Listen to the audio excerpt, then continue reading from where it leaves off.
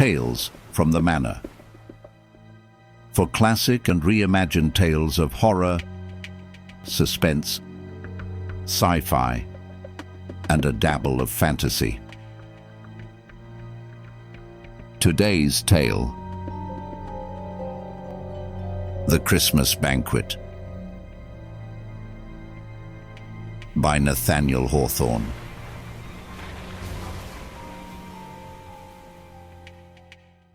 The Christmas Banquet.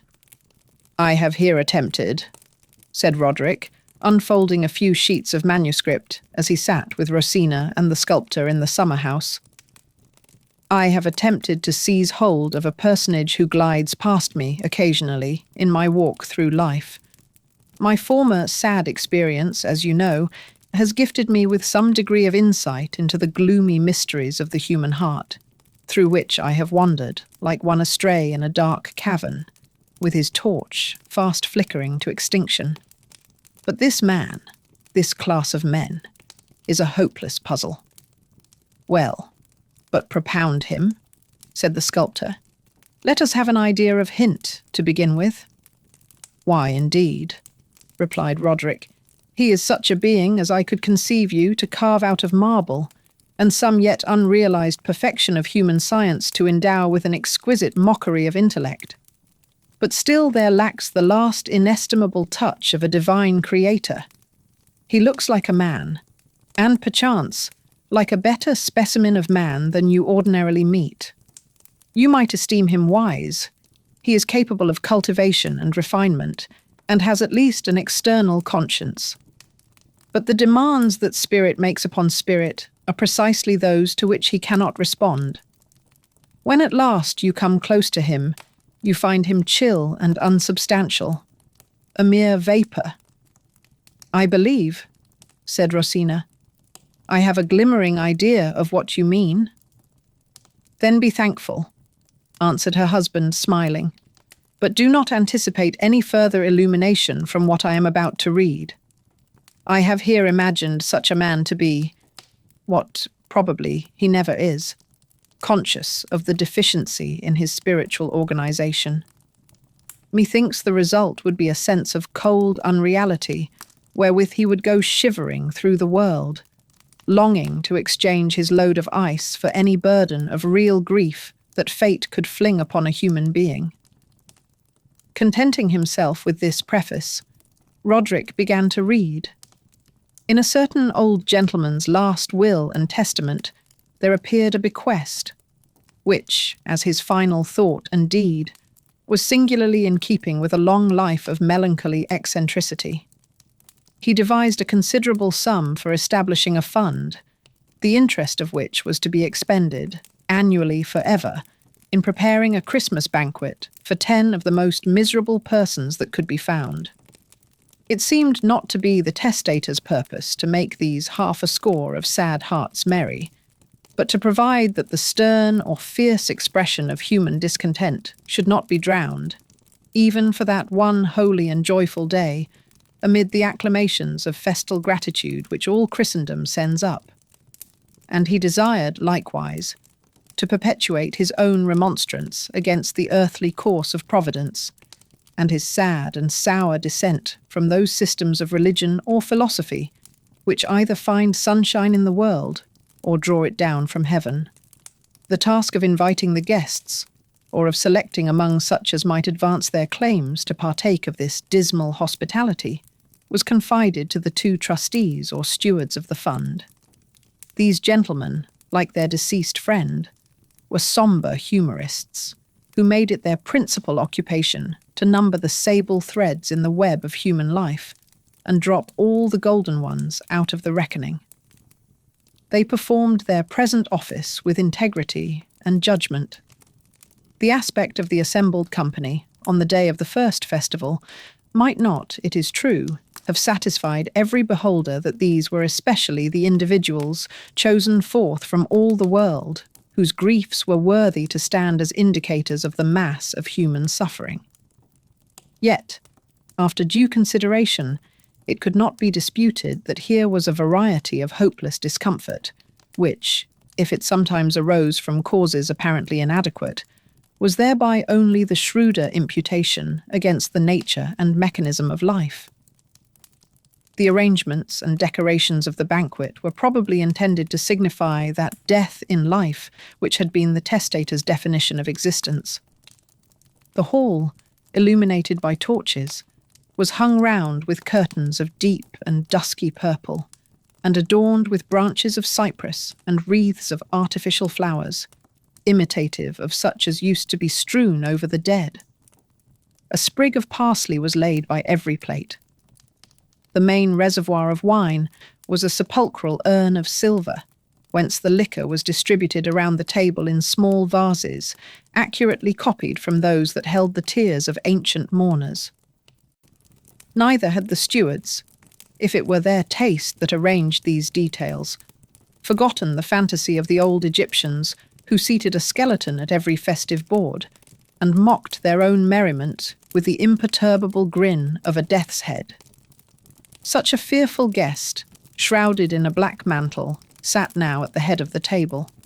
It was whispered, I know not with what truth, that the testator himself had once walked the visible world with the machinery of that sane skeleton, and that it was one of the stipulations of his will that he should thus be permitted to sit, from year to year, at the banquet which he had instituted. If so, it was perhaps covertly implied that he had cherished no hopes of bliss beyond the grave to compensate for the evils which he felt or imagined here. And if, in their bewildered conjectures as to the purpose of earthly existence, the banqueters should throw aside the veil and cast an inquiring glance at this figure of death, as seeking thence the solution otherwise unattainable, the only reply would be a stare of the vacant eye caverns and a grin of the skeleton jaws. Such was the response that the dead man had fancied himself to receive when he asked of death to solve the riddle of his life. And it was his desire to repeat it when the guests of his dismal hospitality should find themselves perplexed with the same question. "What means that wreath?" asked several of the company, while viewing the decorations of the table. They alluded to a wreath of cypress, which was held on high by a skeleton arm, protruding from within the black mantle. "It is a crown," said one of the stewards, "not for the worthiest, but for the woefulest, when he shall prove his claim to it." The guest earliest bidden to the festival was a man of soft and gentle character, who had not energy to struggle against the heavy despondency to which his temperament rendered him liable, and therefore, with nothing outwardly to excuse him from happiness, he had spent a life of quiet misery that made his blood torpid and weighed upon his breath, and sat like a ponderous night fiend upon every throb of his unresisting heart. His wretchedness seemed as deep as his original nature, if not identical with it. It was the misfortune of a second guest to cherish within his bosom a diseased heart, which had become so wretchedly sore that the continual and unavoidable rubs of the world, the blow of an enemy, the careless jostle of a stranger, and even the faithful and loving touch of a friend, alike made ulcers in it. As is the habit of people thus afflicted, he found his chief employment in exhibiting these miserable sores to any who would give themselves the pain of viewing them. A third guest was a hypochondriac, whose imagination wrought necromancy in his outward and inward world, and caused him to see monstrous faces in the household fire, and dragons in the clouds of sunset, and fiends in the guise of beautiful women, and something ugly or wicked beneath all the pleasant surfaces of nature. His neighbour at table was one who, in his early youth, had trusted mankind too much, and hoped too highly in their behalf, and, in meeting with many disappointments, had become desperately soured. For several years back, this misanthrope bad employed himself in accumulating motives for hating and despising his race, such as murder, lust, treachery, ingratitude, faithlessness of trusted friends, instinctive vices of children, impurity of women, hidden guilt in men of saint-like aspect, and, In short, all manner of black realities that sought to decorate themselves with outward grace or glory. But at every atrocious fact that was added to his catalogue, at every increase of the sad knowledge which he spent his life to collect, the native impulses of the poor man's loving and confiding heart made him groan with anguish. Next, with his heavy brow bent downward, there stole into the hall a man naturally earnest and impassioned, who, from his immemorial infancy, had felt the consciousness of a high message to the world, but, essay to deliver it, had found either no voice or form of speech, or else no ears to listen. Therefore his whole life was a bitter questioning of himself. Why have not men acknowledged my mission? Am I not a self-deluding fool? What business have I on earth? Where is my grave? Throughout the festival, he quaffed frequent draughts from the sepulchral urn of wine, hoping thus to quench the celestial fire that tortured his own breast and could not benefit his race. Then there entered, having flung away a ticket for a ball, a gay gallant of yesterday, who had found 4 or 5 wrinkles in his brow, and more grey hairs than he could well number on his head. Endowed with sense and feeling, he had nevertheless spent his youth in folly, but had reached at last that dreary point in life where folly quits us of her own accord, leaving us to make friends with wisdom if we can. Thus, cold and desolate, he had come to seek wisdom at the banquet, and wondered if the skeleton were she.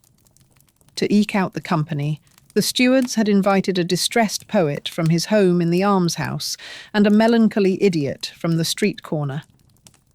The latter had just the glimmering of sense that was sufficient to make him conscious of a vacancy, which the poor fellow, all his life long, had mistily sought to fill up with intelligence, wandering up and down the streets and groaning miserably because his attempts were ineffectual.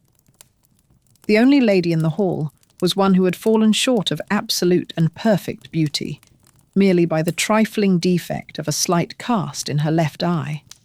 But this blemish, minute as it was, so shocked the pure ideal of her soul, rather than her vanity, that she passed her life in solitude, and veiled her countenance even from her own gaze.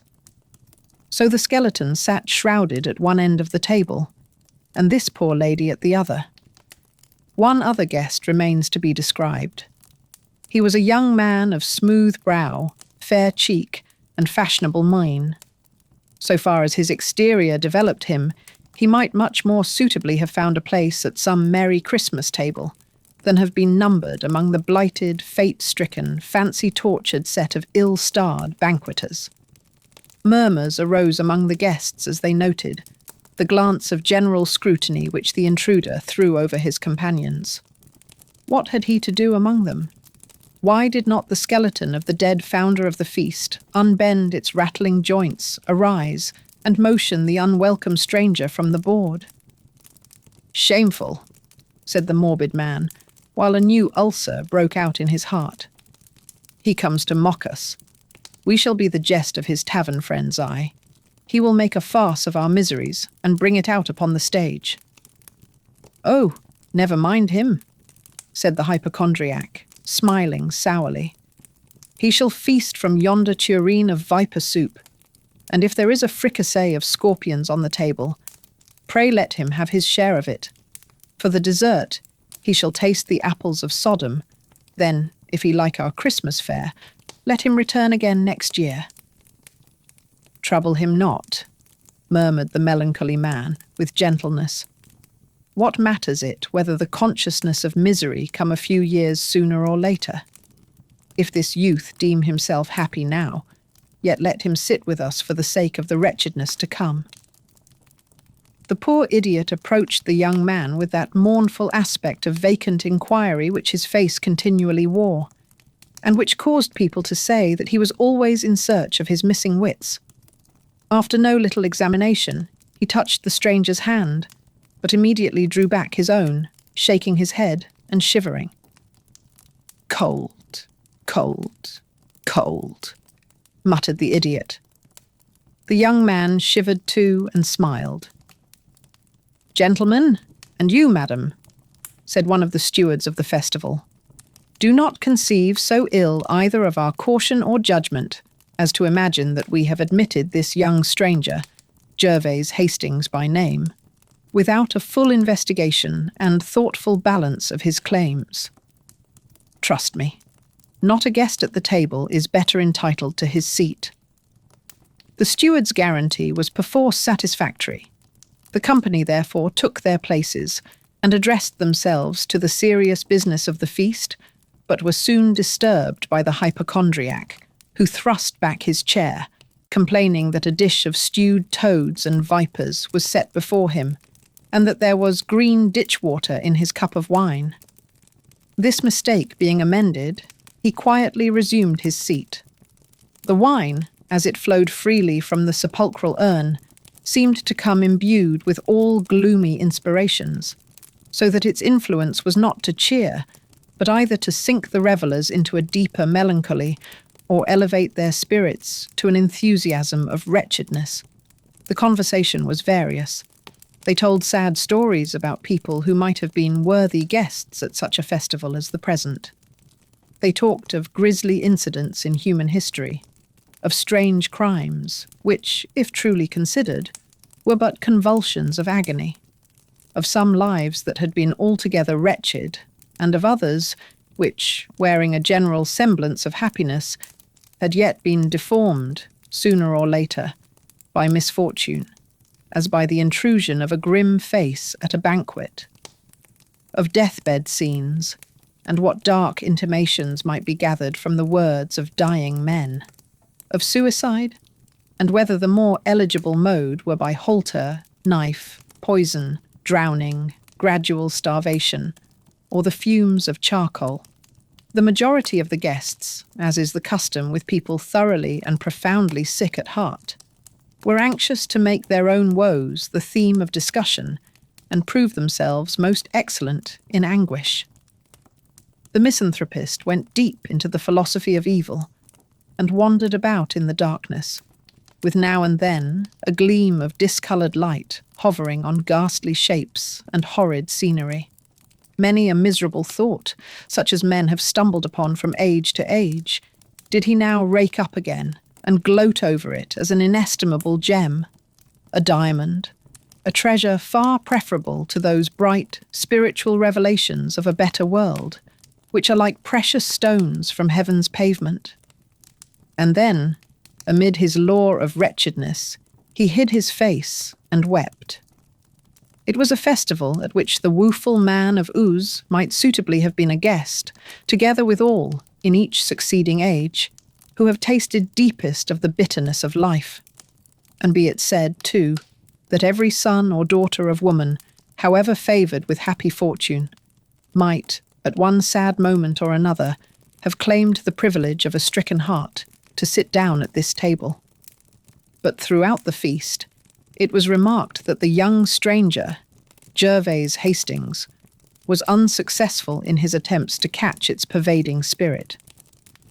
At any deep, strong thought that found utterance, and which was torn out, as it were, from the saddest recesses of human consciousness, he looked mystified and bewildered, even more than the poor idiot, who seemed to grasp at such things with his earnest heart, and thus occasionally to comprehend them.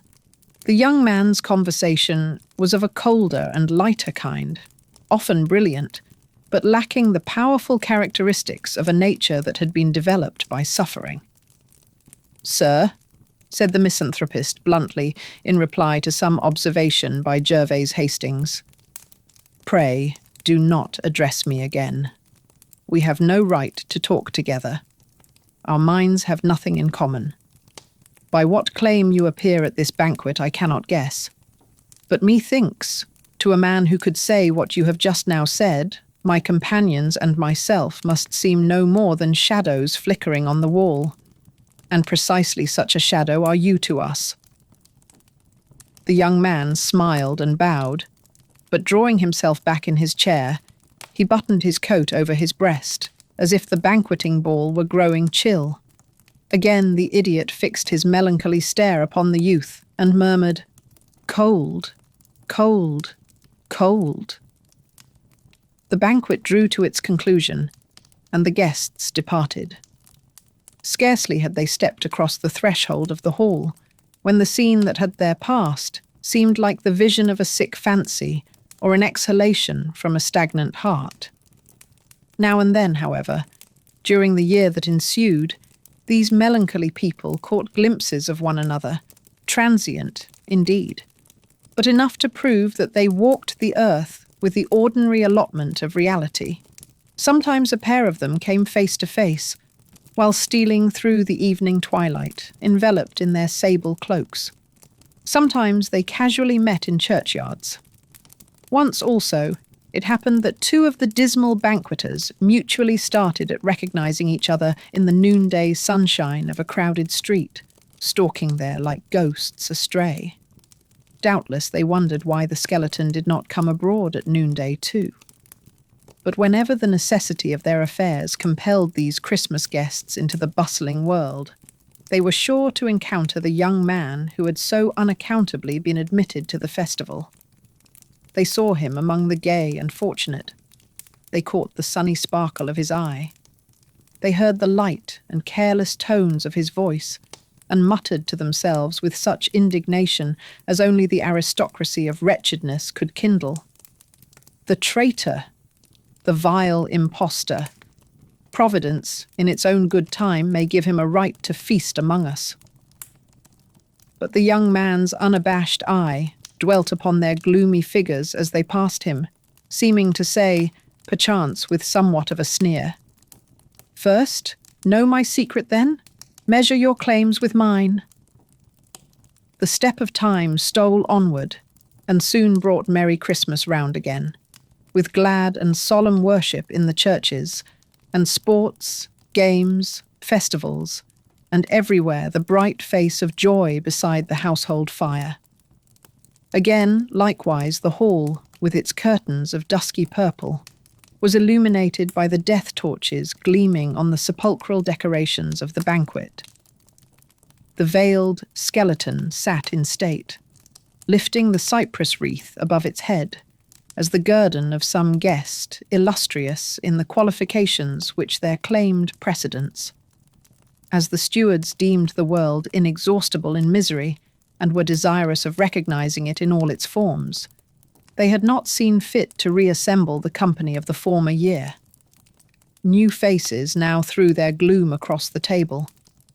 There was a man of nice conscience, who bore a blood stain in his heart, the death of a fellow creature, which, for his more exquisite torture, had chanced with such a peculiarity of circumstances that he could not absolutely determine whether his will had entered into the deed or not. Therefore his whole life was spent in the agony of an inward trial for murder, with a continual sifting of the details of his terrible calamity, until his mind had no longer any thought, nor his soul any emotion, disconnected with it.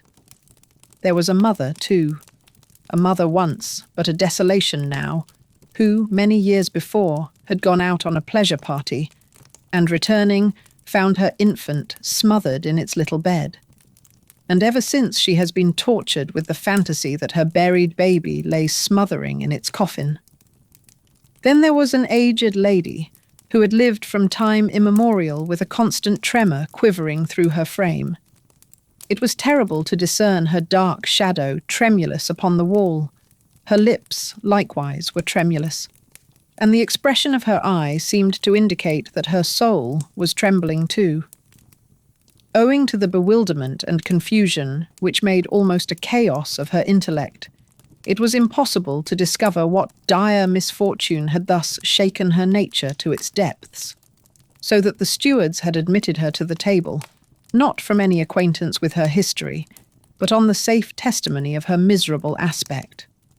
Some surprise was expressed at the presence of a bluff, red-faced gentleman, a certain Mr. Smith, who had evidently the fat of many a rich feast within him, and the habitual twinkle of whose eye betrayed a disposition to break forth into uproarious laughter for little cause or none.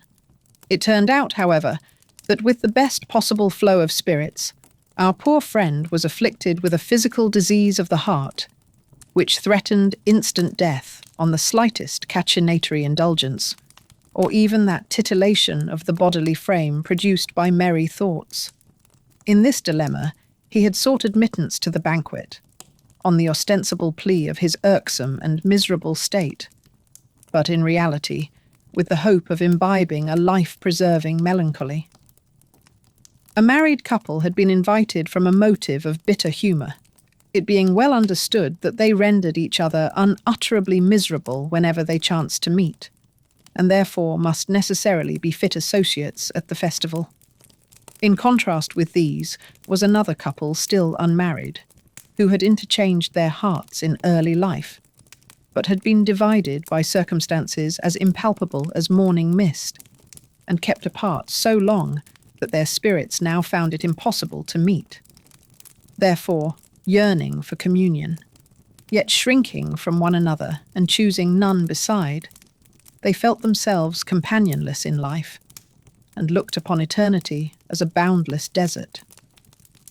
Next to the skeleton sat a mere son of earth, a hunter of the exchange, a gatherer of shining dust, a man whose life's record was in his ledger, and whose soul's prison house the vaults of the bank where he kept his deposits.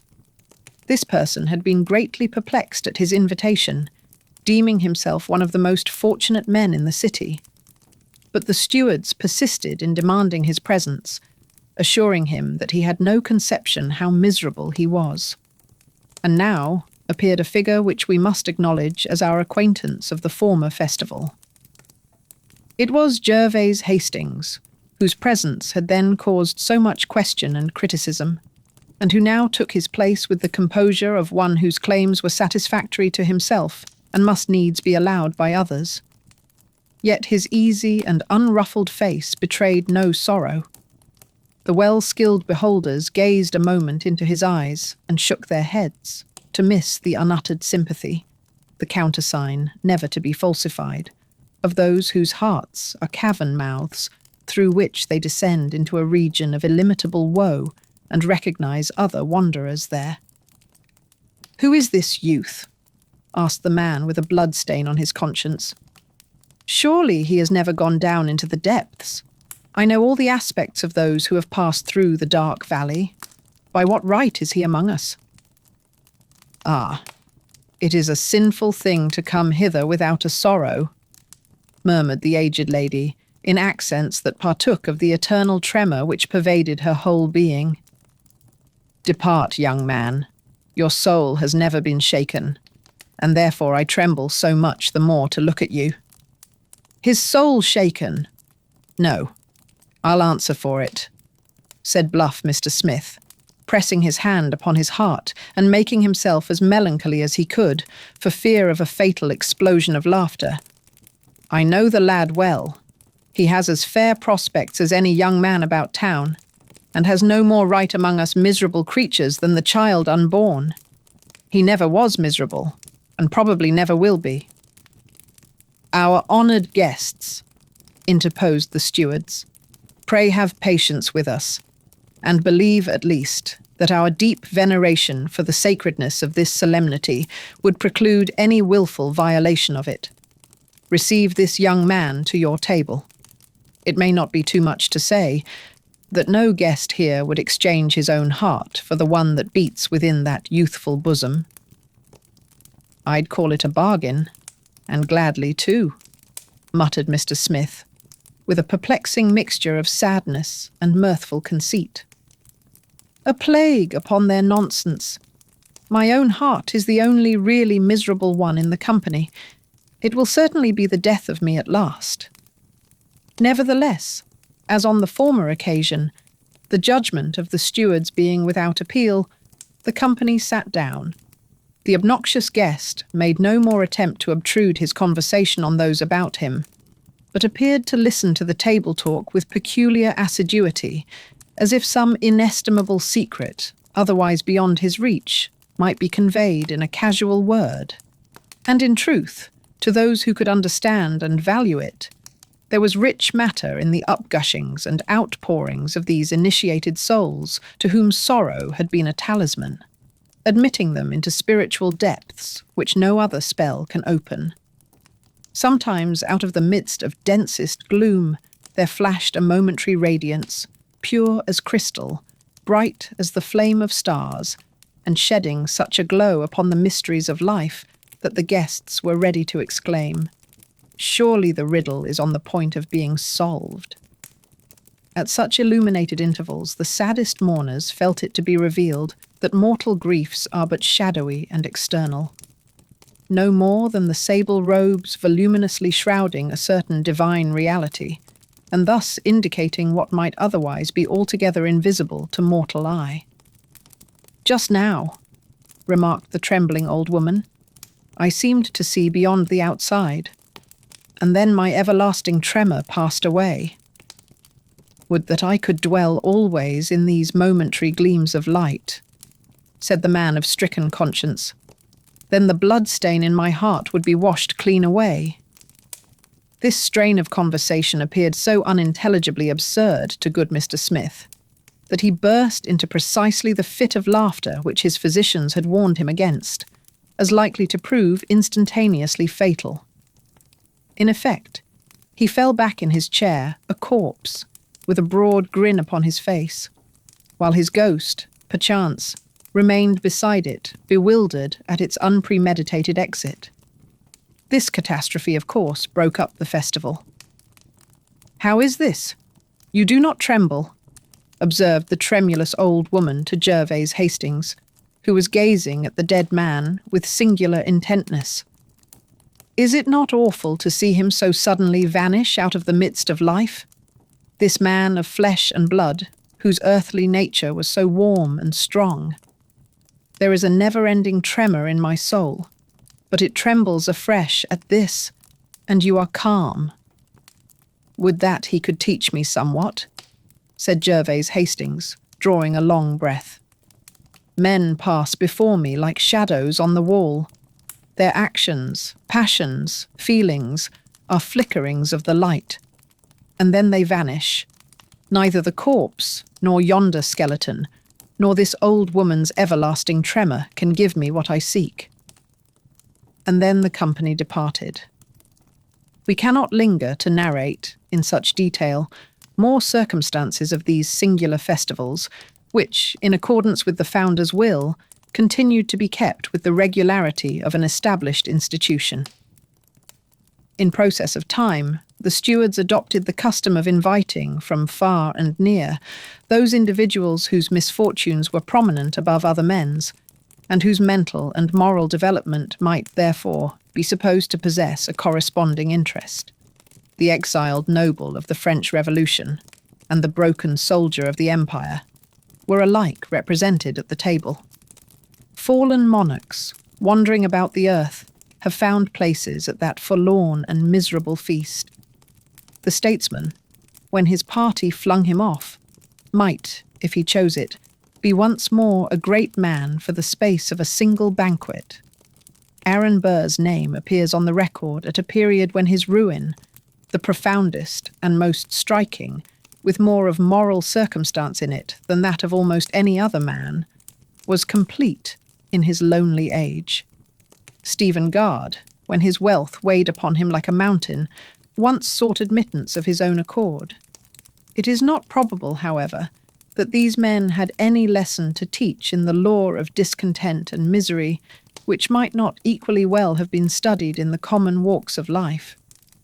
Illustrious unfortunates attract a wider sympathy, not because their griefs are more intense, but because, being set on lofty pedestals, they the better serve mankind as instances and bywords of calamity. It concerns our present purpose to say that, at each successive festival, Gervase Hastings showed his face, gradually changing from the smooth beauty of his youth to the thoughtful comeliness of manhood, and thence to the bald, impressive dignity of age. He was the only individual invariably present. Yet on every occasion there were murmurs, both from those who knew his character and position, and from them whose hearts shrank back as denying his companionship in their mystic fraternity. "Who is this impassive man?" had been asked 100 times. Has he suffered? Has he sinned? There are no traces of either. Then wherefore is he here? "You must inquire of the stewards or of himself," was the constant reply. "We seem to know him well here in our city, and know nothing of him but what is creditable and fortunate. Yet hither he comes, year after year, to this gloomy banquet, and sits among the guests like a marble statue. Ask yonder skeleton. Perhaps that may solve the riddle." It was in truth a wonder. The life of Gervase Hastings was not merely a prosperous, but a brilliant one. Everything had gone well with him. He was wealthy, far beyond the expenditure that was required by habits of magnificence, a taste of rare purity and cultivation, a love of travel, a scholar's instinct to collect a splendid library, and, moreover, what seemed a magnificent liberality to the distressed. He had sought happiness, and not vainly, if a lovely and tender wife and children of fair promise could ensure it. He had, besides, ascended above the limit which separates the obscure from the distinguished, and had won a stainless reputation in affairs of the widest public importance. Not that he was a popular character, or had within him the mysterious attributes which are essential to that species of success. To the public, he was a cold abstraction, wholly destitute of those rich lines of personality, that living warmth, and the peculiar faculty of stamping his own heart's impression on a multitude of hearts, by which the people recognize their favourites. And it must be owned that, after his most intimate associates had done their best to know him thoroughly and love him warmly, they were startled to find how little hold he had upon their affections. They approved, they admired, but still in those moments when the human spirit most craves reality, they shrank back from Gervase Hastings, as powerless to give them what they sought. It was the feeling of distrustful regret with which we should draw back the hand after extending it, in an elusive twilight, to grasp the hand of a shadow upon the wall.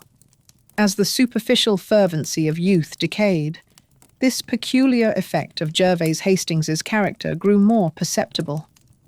His children, when he extended his arms, came coldly to his knees, but never climbed them of their own accord. His wife wept secretly, and almost adjudged herself a criminal because she shivered in the chill of his bosom. He, too, occasionally appeared not unconscious of the chillness of his moral atmosphere, and willing, if it might be so, to warm himself at a kindly fire. But age stole onward and benumbed him snore and more. As the hoarfrost began to gather on him, his wife went to her grave, and was doubtless warmer there.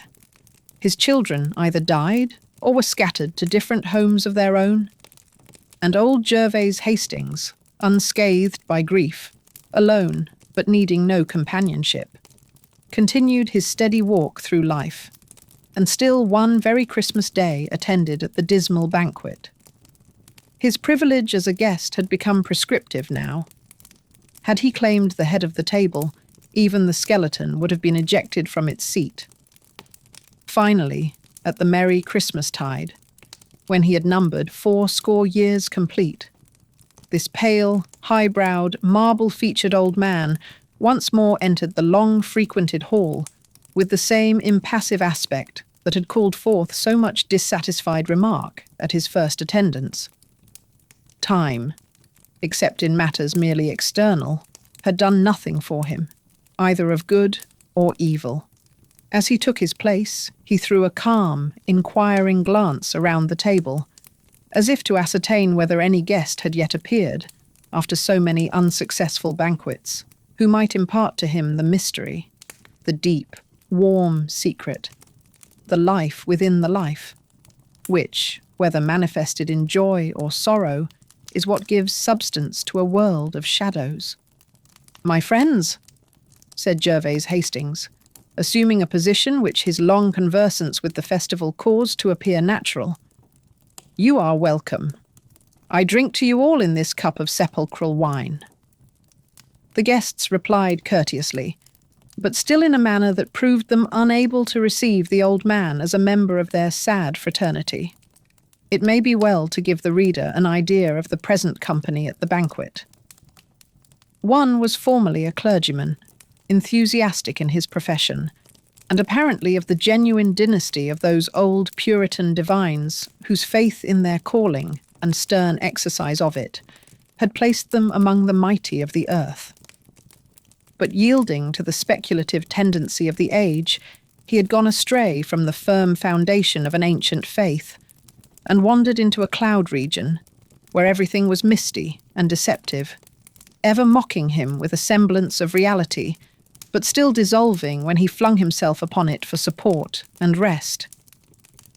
His instinct and early training demanded something steadfast, but looking forward, he beheld vapours piled on vapours, and behind him an impassable gulf between the man of yesterday and today, on the borders of which he paced to and fro, sometimes wringing his hands in agony, and often making his own woe a theme of scornful merriment. This surely was a miserable man.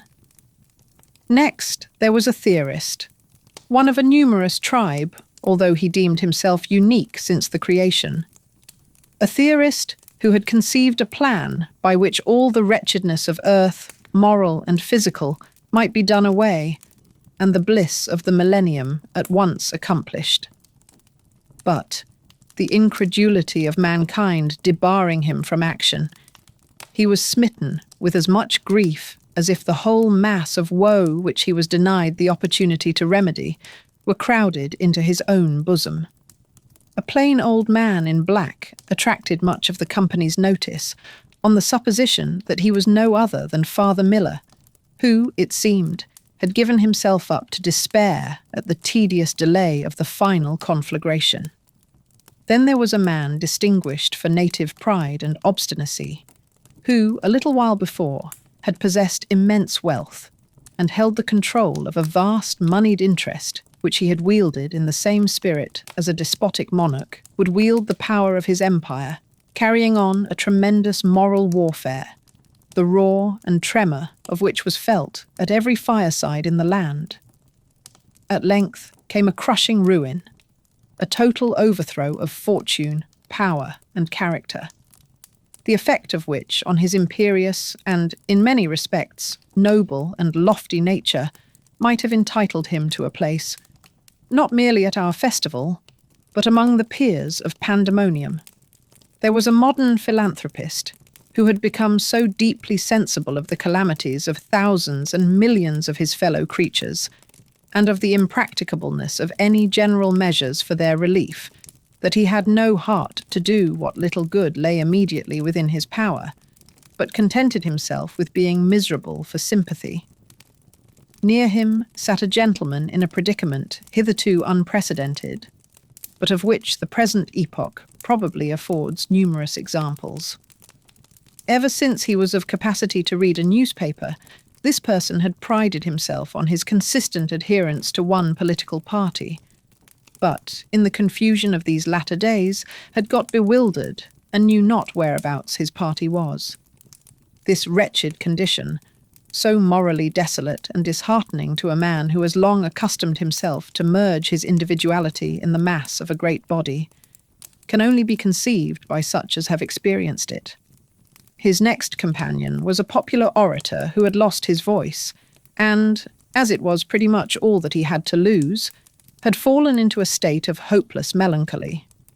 The table was likewise graced by two of the gentler sex. One, a half-starved, consumptive seamstress, the representative of thousands just as wretched. The other, a woman of unemployed energy, who found herself in the world with nothing to achieve, nothing to enjoy, and nothing even to suffer. She had, therefore, driven herself to the verge of madness by dark broodings over the wrongs of her sex and its exclusion from a proper field of action. The roll of guests being thus complete, a side table had been set for 3 or 4 disappointed office-seekers, with hearts as sick as death, whom the stewards had admitted partly because their calamities really entitled them to entrance here, and partly that they were in especial need of a good dinner. There was likewise a homeless dog, with his tail between his legs, licking up the crumbs and gnawing the fragments of the feast.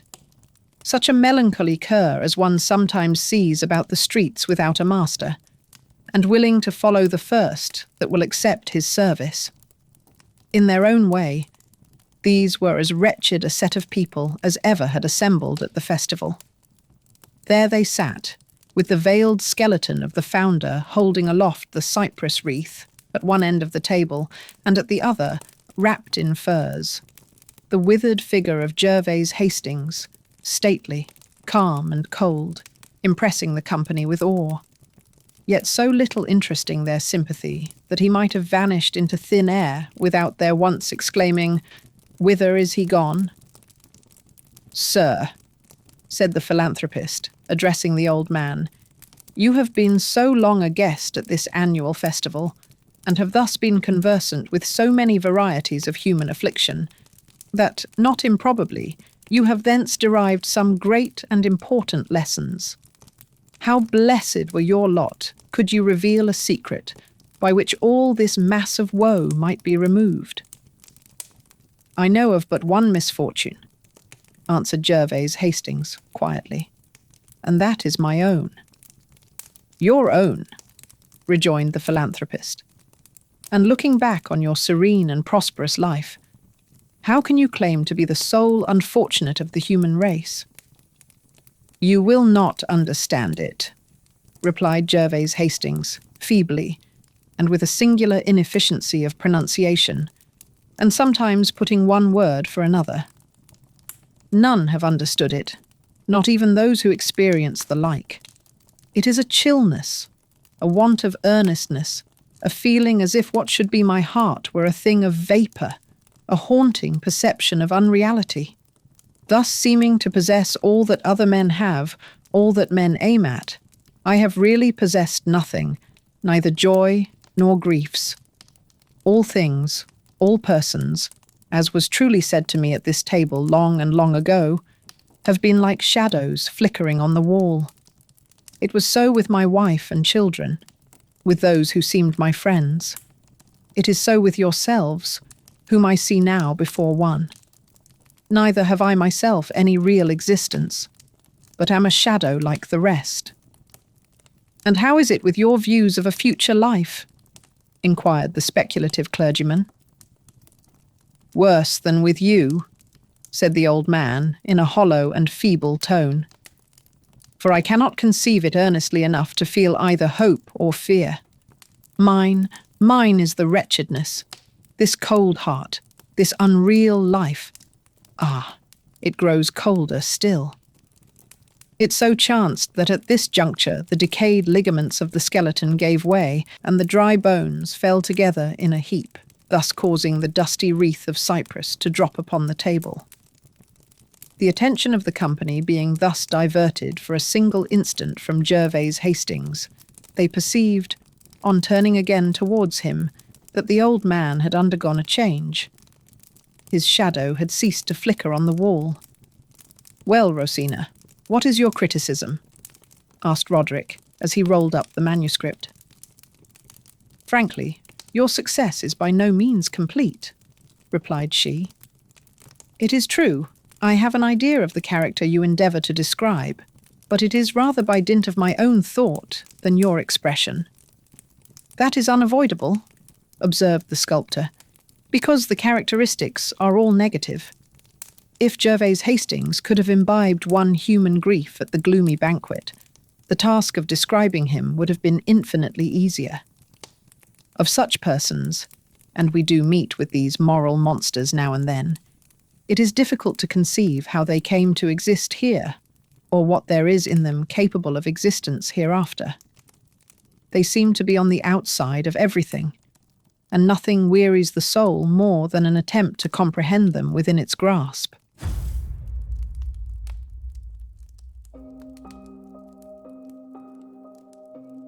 Tales from the Manor would like to wish you all a very Merry Christmas.